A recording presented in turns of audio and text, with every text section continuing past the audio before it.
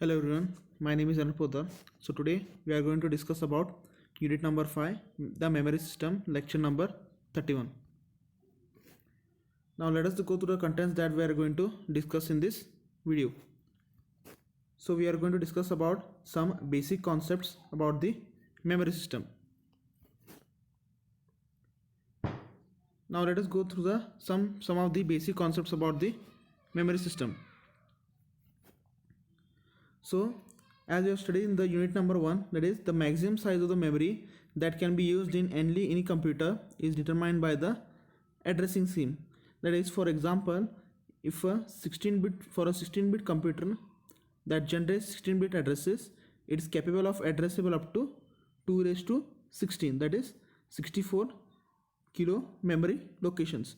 Suppose if we have 10 memory locations, we can have a 2 raised to 10 memory locations. So most of the modern computers are byte addressable. The memory is usually designed to store and retrieve the data in word length quantities.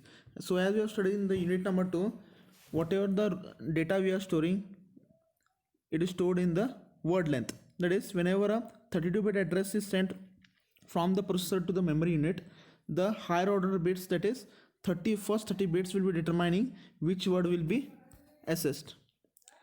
So if a byte quantity is specified, now 30 bits will be specified as a word that can be accessed. Now the remaining lower order bits will specify which byte location is involved.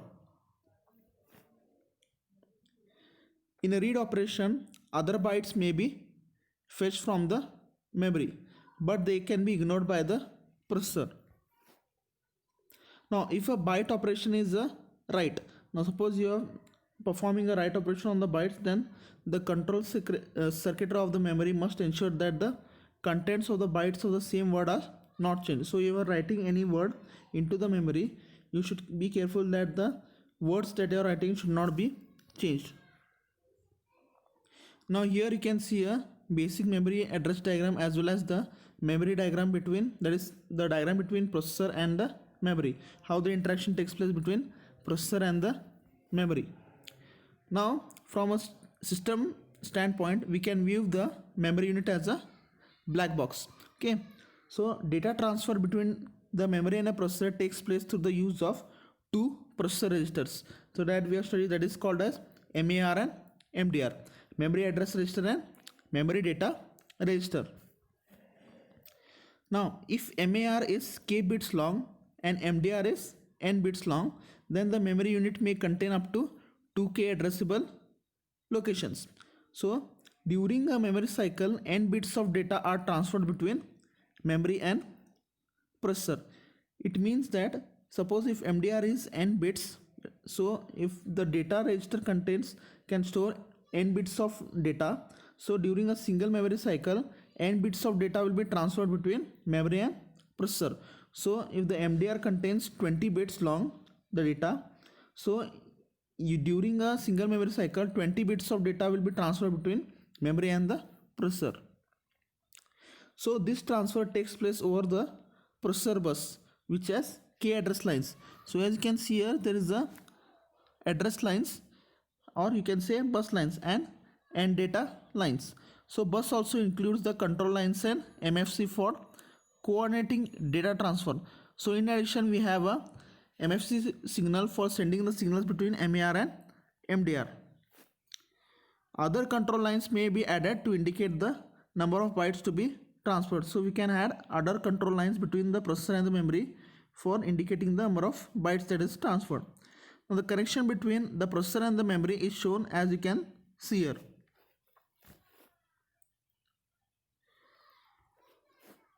Now how the processor takes is, the processor first reads the data from the memory by loading the address of the required memory location into the MAR register and setting the line to 1. So the first step is, processor which wants to read the data from the memory, first it will get the address of the data by loading the address into the MAR register. So it should first get the address of the data, and that address will be will be loaded into the MAR register by the processor, and it will set the bus line to once, means it is a read operation. Now once the processor has read the data from the memory, that is, once the processor has loaded the address of the memory location of the data into the MAR register, afterwards the memory will respond by placing the data from the address location into the data lines, and confirms this action by asserting the MFC signals, which means now processor has already loaded the address of the data into the MAR register, and it has set to line 1. So once it has set, now memory will respond back to the processor by placing the data from the address location into the data lines. So whatever the data that is present in that address will be loaded into the data lines, and it will confirm this action by asserting a MFC signal, that is sending a signal to the processor.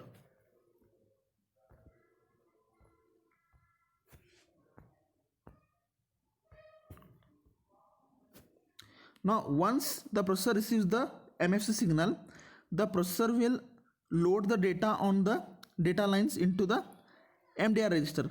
Now in the second step, the memory has responded by sending a MFC signal, so it has placed the data from the address location into the data line. Now data will be present on the data lines.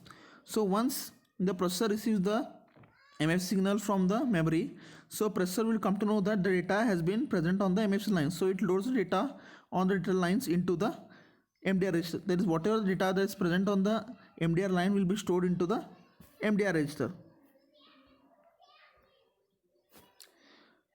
Afterwards, the data has returned into the MDR register. The processor writes the data into the memory location by loading the address of this location into MDR, again loading the data into the MDR.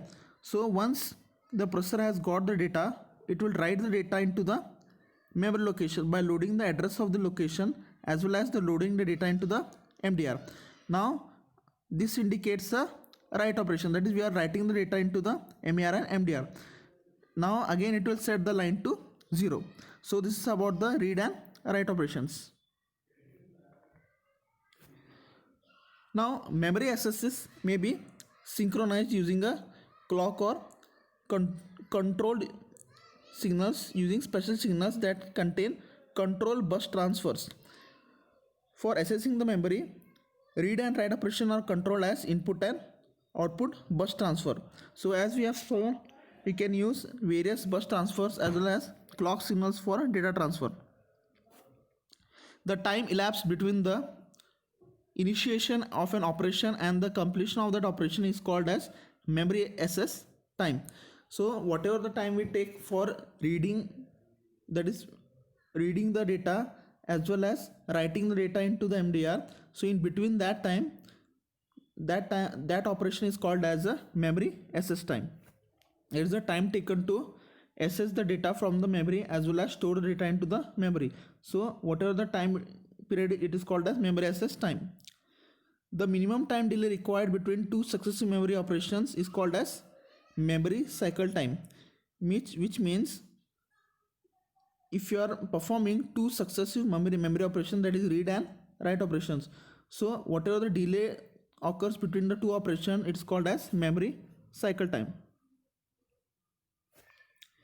Now RAM is a memory unit in which any location can be accessed for a read or write operation.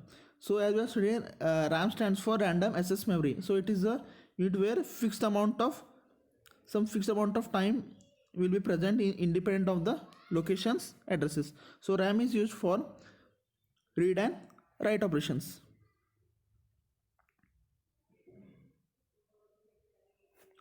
Now the basic technology for implementing the memory uses semiconductor integrated circuits. So for implementing this kind of memory operation, we use semiconductor integrated circuits.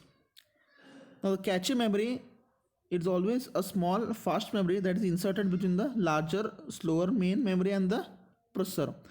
It also holds the currently active segments of a program and their data. It also reduces the memory access time. So for that purpose we use cache memory. Now when you go for virtual memory is a memory organization whose addresses are generated by the processor. So memory of this virtual will be generated by the processor itself. Now whatever the address will be generated by processor, it referred as virtual or logical address. The mapping function which we are going to discuss in the further chapter is implemented by a special control circuit called as memory management unit. So this function will study in the next lectures. What is mapping function, virtual memory and cache memory. Now in this video we have studied about the basic concepts of memory system, that is how read and write operation takes place in the memory system. Thank you.